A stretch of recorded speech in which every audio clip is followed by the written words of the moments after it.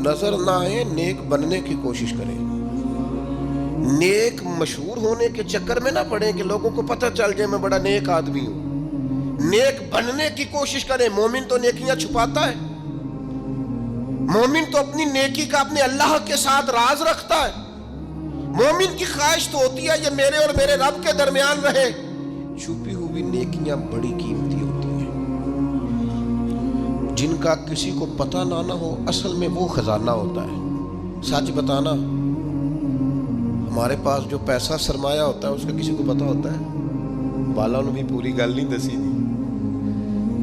ان کا کسی کو پتہ نہیں ہوتا. اگر نیکی کو خزانہ سمجھتے ہو تو پھر کسی کو پتہ نہیں ہونا چاہیے. اور اگر آپ بتاتے کون سی چیز ہے جس کی کوئی اہمیت معاذ اللہ نہ ہو تو نیکیاں بتاتے ہو. کیا سمجھتے ہو نیکیوں کو؟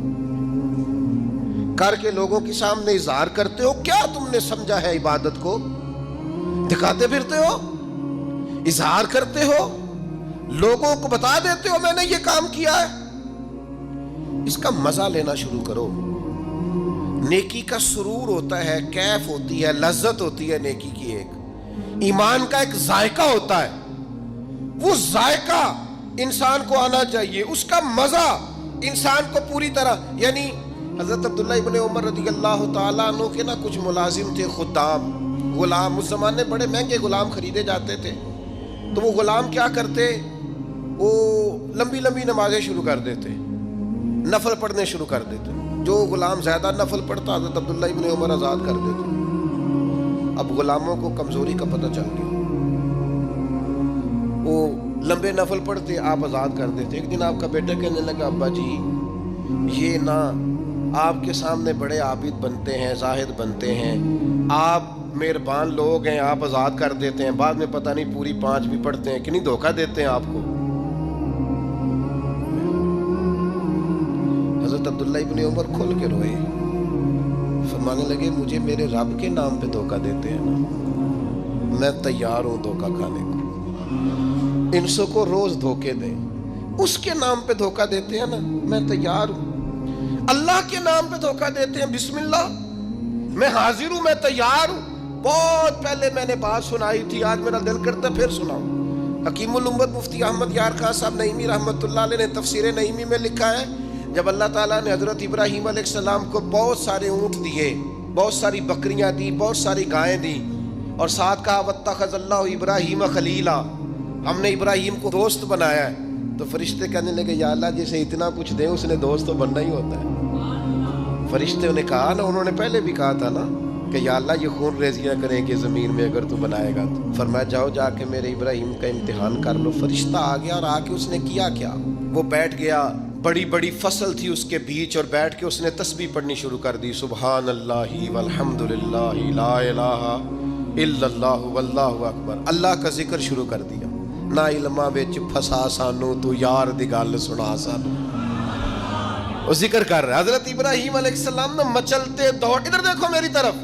بندہ خود کتنا بھی ذاکر کیوں نہ ہو، کبھی کبھی کسی کے منہ سے یار کا ذکر بڑا ہی پیارا لگتا ہے. میں نے ایک محفل میں حاضر تھا تو نعت کا نعت پڑھ رہا تھا، تیری نسبت نے سوارا میرا انداز حیات. میں اگر تیرا نہ ہوتا سگے دنیا ہوتا، سگ کا معنی کتا، اگر تیرا نہ ہوتا تو دنیا کا کتا ہوتا. میں بھی کہیں مال کما رہا ہوتا، میں بھی کہیں چکر میں پڑا ہوتا دھوکے. تیری نسبت نے سوارا میرا انداز حیات. میں اگر تیرا نہ ہوتا تو کوئی سگے دنیا ہوتا. تو میری طرح کے کئی لوگ تھے جو کچھ نہیں ہیں اور اس کے نام پر بڑا کچھ ہے. تو وہ دل تھوڑا لگ سا گیا، کیفیت بن گئی، کوئی آنسو درد بن کے ٹپکنے لگے. میرے ساتھ ایک دوست بیٹھے تھے، میں نے ان سے کہا یار آج بڑا مزہ آیا نعت. وہ مینوں کہنے لگے نعت خانے 40,000 لے آ جائے. میں کہا تو جھٹ کو کھلو جانا سی، پہلے دیندے ہو پھر شکوے کردے ہو. اور میں نے کہا ذرا ٹھہر جا، ٹھہر کے بتا، تھوڑا مزہ تو لے لینے دے. کبھی کبھی کسی کے منہ سے سننا اچھا بڑا لگتا ہے. کہنے لگا جی نہیں یہ ہوتا ہی نہیں، جن دن پہلو کرائیے نا. میں پھر دیکھیں نا کبھی کبھی ذوق عروج پہ ہوتا ہے. میں نے اسے کہا بات سن میری، میں بھی خلاف ہوں یہ جو ڈیمانڈ کرتے ہیں، جو دیتے ہیں بڑا غلط کرتے ہیں، لیکن آج جتنا اس نے مزہ دیا ہے نا 40,000 تھوڑا ہے. آج میرے جیسے لوگوں کو جہاں یہ لے گیا ہے نا, یہ کبھی 1:40 بھی لے تو یہ تھوڑا ہے, اس لیے کہ نہ علمہ وچ پھسا سانو تو یار دی گل سنا سانو. اوتھے علم دا سکہ نہیں چلتا جتھے عشق ہوراں دا ڈیرا ہے. حضرت ابراہیم علیہ السلام دوڑے جا رہے, کہاں؟ وہ کوئی میرے رب کی یاد کر رہا, کوئی اس کی پاکیزگی, تسبیح, تحلیل, تکبیر بیان کر رہا. اللہ کے خلیل کھڑے ہو گئے, فرشتہ تھا انسانی شکل میں, چپ کر گیا. فرمایا یار ایک دفعہ پھر نہیں ذکر کرتا میرے رب کا؟ کہنے لگا پہلے مرضی سے کر رہا تھا, اب آپ کہتے ہیں تو جتنے آپ کے پاس بکریاں ساری لے لوں گا. فرمایا بس جا تیری ہوئی تو مجھے میرے رب کا ذکر سنا. یہ ذرا تجارتیں دیکھو, سودے دیکھو, تیری ساری ہوں. اس نے تھوڑی دیر ذکر کیا, چپ کر گیا. فرمایا دوبارہ ذکر کرنا میرے رب کا. کہنے لگا وہ ہو گیا, پہلے پیسے پورے ہو گئے آپ کے. فرمایا اب؟ کہنے لگا جتنی گائیں بھینسیں آپ کے پاس ہیں ساری لوں گا. فرمایا تیری ہوئی. اس نے تھوڑی دیر ذکر کیا, پھر چپ کر گیا. فرمایا اب کیا چاہیے؟ کہنے لگا صرف اونٹ بچے ہیں, سارے دے دو, اللہ کا ذکر سنا دیتا ہوں. فرمایا تیرے ہوئے سارے, میرے رب کا ذکر سنا. وہ پھر چپ کر گیا. آپ نے فرمایا اور ذکر کر, یہ دیکھو تجارت ہو رہی ہے, کاروبار ہو رہا ہے. وہ کہنے لگا آپ کیا دو گے؟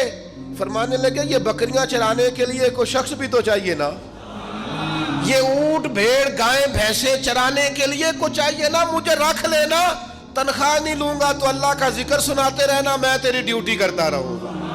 نہ علمہ وچ پھسا سانو کوئی یار دی گل سنا. تو وہ فرشتہ اوہو تردامنی پہ شیخ ہماری نہ جائیے, ہم کبھی دامن نہ چھوڑ دیں تو فرشتے وضو کریں. وہ فرشتہ تھا, فرشتوں کے آنسو نہیں آیا کرتے, فرشتوں میں وہ درد نہیں ہوتا, وہ معصوم مخلوق ہے اللہ کی. فرشتہ کھڑے ہو کے کہنے لگا مالک میں گواہی دیتا ہوں یہ شخص اس قابل ہے کہ اسے اللہ کا خلیل بنایا جائے, یہ اس قابل ہے کہ خلیل اللہ بنے. واتخذ اللہ ابراہیم خلیلا. یار ساری زندگی صرف وہی تجارت کرنی ہے کہ لاکھ کے 2 ہو جائیں؟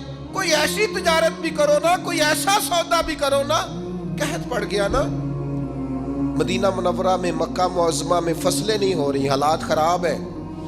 راقبت ہے جو چیزیں شارٹ ہو جاتی ہیں پھر ان کے دام بھی. یہ سیلاب آیا تھا تو خیمے مہنگے کر دیے تھے مسلمانوں نے, لوگوں کو خیموں کی ضرورت تھی تو خیمے. یہ کرونا آیا تھا تو مسلمانوں نے ماسک مہنگے کر دیے تھے, کیونکہ مجبوری تھی نا, لوگوں نے لینے تھے. میں مسلمانوں کی بات کر رہا ہوں چونکہ یہاں قبضہ غیروں کا, حکومتوں کی میری بات نہیں کر رہا. جو چیز شارٹ ہو جاتی ہے اسے کیا کرتے ہیں, اسے مہنگی کر دیتے ہیں. قحط ہو گیا, غلہ مہنگا ہو گیا. حضرت عثمان غنی رضی اللہ تعالیٰ عنہ نے کسی ملک سے 10 اونٹ غلے کے بھرے ہوئے بوریاں لدی ہوئی منگائے. تاجر آگے کہنے لگے عثمان آپ بڑے تاجر ہیں تو اس زمانے میں آپ کا مال آ رہا ہے تجارت کا, تو آپ ہم مال نہیں دیکھتے, جو ہے نا اندر, جو جس طرح کا بھی ہے, جتنی قیمت آپ نے بتائی ہے وہ بھی آپ پر اعتماد کرتے ہیں, اس سے ڈبل لے لیں. تو عثمان غنی فرمانے لگے میں نے سودا پہلے کر لیا. سیانے تاجر تھے نا, اس طرح کی بھی تجارتیں ہوتی. فرمایا میں نے سودا کر لیا ہے, مجھے تو اس سے زیادہ ملتا ہے. ایک تاجر بولا, کہنے لگا چلو 3 گنا لے لیں. آپ نے فرمایا یار میں نے تمہیں بتایا تو ہے, میرا سودا ہو گیا, مجھے زیادہ ملا ہے. ایک نے کہا 4, ایک نے کہا 5. بل آخر کہنے لگے اس سے زیادہ تو کوئی دے ہی نہیں سکتا, ہم بھی جانتے ہیں سارے مکے کو, سارے مدینہ طیبہ کو, اتنا بڑا تاجر ہی کوئی نہیں, آپ کو کتنا مل رہا ہے؟ فرمایا 700 گنا. وہ کہنے لگے جی یہ سوال ہی نہیں پیدا ہوتا, آپ بندے تو بڑے سچے ہیں, پتہ نہیں آپ کیا کہہ رہے ہیں. اٹھ کے چلے گئے, مال آ گیا. حضرت عثمان غنی رضی اللہ تعالیٰ عنہ نے مدینہ شریف میں اعلان کرایا جس غریب کے پاس غلہ کوئی نہیں آ کے لے جائے. وہ تاجر پھر آئے کہ جناب سمجھ نہیں آئی, آپ تو کہتے تھے میں نے سودا کر لیا ہے. عثمان غنی فرمانے لگے دنیا دار ہو نا وہیں اڑے ہوئے ہو, میں نے واقعی سودا کیا ہے پر کیا اپنے رب کے ساتھ ہے. میرا مالک 700 گنا اجر دے گا, وعدہ ہے اس کا.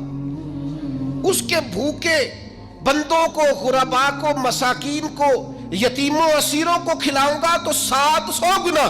ساری تجارتیں بندوں سے نہیں ہوتی، کچھ تجارتیں رب سے بھی ہوتی، کچھ سودے ایسے ہیں جو اللہ کے ساتھ ہوتے ہیں، جو رسول کائنات کے ساتھ ہوتے ہیں، لہذا ہم نے سودا کر لیا ہے، تجارت ہو گئی۔ یہ بڑی قیمتی تجارت ہے۔ وہ تاجر کہنے لگے عثمان اللہ تمہارے ایمان میں اور مضبوطی پیدا فرمائے۔ کیا جب لوگ ریٹ بڑھا کے چیزیں بیچ سکتے ہیں آپ نے فری کر دی، فی سبیل اللہ کر دی۔ دوستو کچھ تجارتیں ایسی ہیں جو اللہ کے ساتھ بھی کرو، کچھ سودے ایسے ہیں جو قیامت کے لیے بھی بچا کے رکھو۔ کچھ چیزوں کا نفع آپ یقین کریں جہاں جس کا جو بھی تعلق ہے صرف دنیا کے لیے، صرف دنیا داری سیدھی کرتے ہیں۔ مرشد کے ایک میں نے بات کرنی ہے اور وہ میرے دوست بڑے مجھ سے پیار کرتے ہیں اور میں بھی بڑا ہی پیار کرتا ہوں۔ مسجد میں بیٹھا ہوں اور باوضو ہوں اور دیانتداری سے کہہ رہا ہوں مجھے اپنے سنگیوں سے بڑا ہی پیار ہے۔ لوگ کہتے ہیں پیر جھوٹے ہیں، جعلی ہیں۔ میرا کہنا یہ ہے کہ مرید بھی بڑے جعلی ہیں۔ وہ پیر صاحب سے آ کے کہتے ہیں میری دنیا داری نہیں چل رہی، کوئی دعا کر دے۔ دنیا داری سے پیر کا کیا تعلق؟ یہ تو نے جا کے مشورہ کسی تاجر سے کر لینا تھا، پیسے کیسے کمایا جاتا ہے۔ جعلی مریدی کرتے ہو، جس سے صرف اللہ رسول کے لیے رشتہ رکھنا چاہیے تھا اس سے دنیا داری کا رشتہ رکھتے ہو، اس سے وہ والا تعلق بناتے ہو جس سے تھوڑی دنیا چمکے، لوگوں کو پتا چلے میرا تعلق ہے، میرا رابطہ ہے۔ حضرت سلطان باؤ رحمت اللہ علیہ رو کے کہنے لگے، کسی نے کہا تھا حضور بڑے مرید ہیں آپ کے، تو حضرت سلطان باؤ رو پڑے، فرمانے لگے رب دا طالب کوئی نہیں ملیا، اے جو ملے طالب زردہ ہو، یہ دنیا کے طالب ملے، دنیا کے۔ یہ یہاں بھی آتے ہیں نماز پڑھوں تو رزق میں برکت ہو جائے، نماز پڑھوں تو کاروبار چل جائے، اللہ اللہ کروں تو میرا فلانا کام ہو جائے، کوئی وظیفہ بتا دے مشکلیں حل ہو جائے۔ اور یار وہ بھی تو وظیفہ پوچھنا جس سے اللہ راضی ہو جائے، وہ بھی تو وظیفہ پوچھنا جس سے حضور کی محبت نصیب۔ رب دا طالب کوئی نہ ملے، جو ملے طالب زردہ ہو، سہ نفل نمازاں پڑھیاں، ظالم نفس نہ مردہ ہو، بانج فقیروں کسے نہ ماریا، اے ہوئی چور اندر دا ہو۔ خدا کے بندو کس طرح کا تعلق، کس طرح کا لینا دینا۔ میرے حضور قبلہ عالم رحمت اللہ تعالیٰ علیہ فرمایا کرتے تھے دوستو مجھے دنیا کا کام کوئی نہ بتانا، میں نے اپنے رب سے کہہ دیا ہے کہ ان کے دنیاوی مسئلے ویسے ہی حل رکھنا، انہیں مجھے کہنا ہی نہ پڑے، دنیا کے مسئلے نہ بتانا، مجھ سے اللہ رسول کی بات پوچھنا، کیونکہ میں چھوٹا سا طالب علم ہوں دین کا، میں تمہیں اللہ رسول کی بات بتانا چاہتا ہوں۔ کیا کریں؟ یہ والی تجارت کرو اللہ کے ساتھ، یہ والا رشتہ بناؤ۔ ایک خاص بات اور آپ سے کرنی ہے، ایک بہت بڑی تجارت ذہنی تجارت بھی ہے، اللہ کی رحمت کی امید کبھی نہیں چھوڑنی۔ یہ انویسٹمنٹ کرنی ہے کہ کبھی، آپ کو پتہ ہے رحمت الہی کی امید رکھنا واجب ہے، یعنی یہ ضمنی مسئلہ نہیں، یہ ضروریات دین کا مسئلہ ہے، اور یہ امید آخر تک نہیں ٹوٹنی چاہیے۔ ہر وقت رحمت کی امید رکھیں، ہر وقت کرم کی، یہ ذہن بنائیں، پھر دیکھیں اس پر نتیجے کتنے۔ امام قرطبی روایت لائے ہیں، فرماتے ہیں دو بندوں کو قیامت والے دن نہ حکم ہوگا چلو دوزخ میں، تمہارے اعمال ایسے ہیں جس پر فیصلہ جہنم کا ہے۔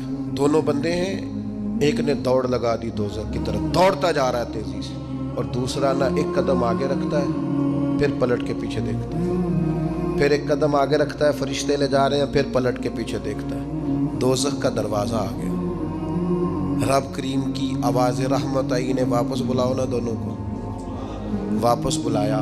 سارا کچھ جاننے والا رب پوچھتا ہے، وہ جو دوڑ کے گیا تھا اس سے پوچھتا ہے دوڑ کے کیوں گیا تو؟ وہ کہتا ہے مالک زندگی میں تیری مانی کوئی نہیں، سوچا چلو آج ہی مان لوں۔ اللہ کی رحمت کو جوش آیا، فرمایا اسے تو بھیجو نا جنت میں، چلو اس وقت اس صحیح اطاعت کا جذبہ تو بیدار ہوا نا۔ دوسرے سے پوچھا بھائی تو کیوں نہیں جا رہا تھا؟ وہ کہنے لگا مالک میری ساری زندگی امید رہی ہے کہ میرے رب نے معاف کر دینا، معافی مل جانی ہے، کرم ہو جانا ہے، فضل ہی ہونا ہے۔ یہ جو لوگ کہتے ہیں نا جی اوہو قدم آگے رکھتا ہوں میرا پیچھے جاتا ہے، تو بھئی اللہ کا فیصلہ اگر پیچھے جانا ہے تو اس پہ خوش ہو جا، تو خدا کی رحمت پر امید تو کر، جو اللہ فیصلہ کرے گا کرم والا ہوگا۔ وہ عرض کرنے لگا مالک فرشتے مجھے لے جاتے تھے پر میرے اندر سے آواز آتی تھی رب کریم ہے، آواز کرم آ جائے گی۔ مالک دوزخ کا دروازہ آ گیا پر میری امید ٹوٹی نہیں، میری قائم رہی، اور جب تیری آواز رحمت آئی نہ کہ آ جا، تو پھر میرے اندر سے وہ عقیدہ اور تگڑا ہوا، دیکھا نا بلا لیا نا تیرے رب نے، آ گئی نا رحمت کی آواز، بلا لیا ہے نا۔ تو اللہ کریم نے فرمایا فرشتوں اس کے سارے گناہوں پر قلم پھیر دو، جو میری رحمت کی اتنی امید رکھے اسے دوزخ میں نہیں جنت میں داخل کیا جاتا ہے۔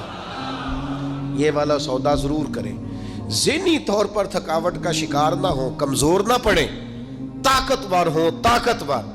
کچھ تجارتیں اللہ کے ساتھ بھی کریں، کچھ معاملات اپنے رب کے ساتھ بھی رکھیں، کچھ راز و نیاز اللہ رسول کے ساتھ بھی ہونے چاہیے۔ ان چیزوں کو اپنی زندگی میں ضرور پیدا کریں، یہ جو روحانی بے چینی ہے نا اسے ختم کریں گی، یہ جو ہماری ذہنی انتشار ہے اس کو یہ چیزیں ختم کریں۔ کچھ خاص راز صرف اللہ اور اس کے رسول کے ساتھ وابستہ کریں۔ اللہ تعالی ہمیں سمجھنے کی توفیق دے۔ آخر دعوانا ان الحمد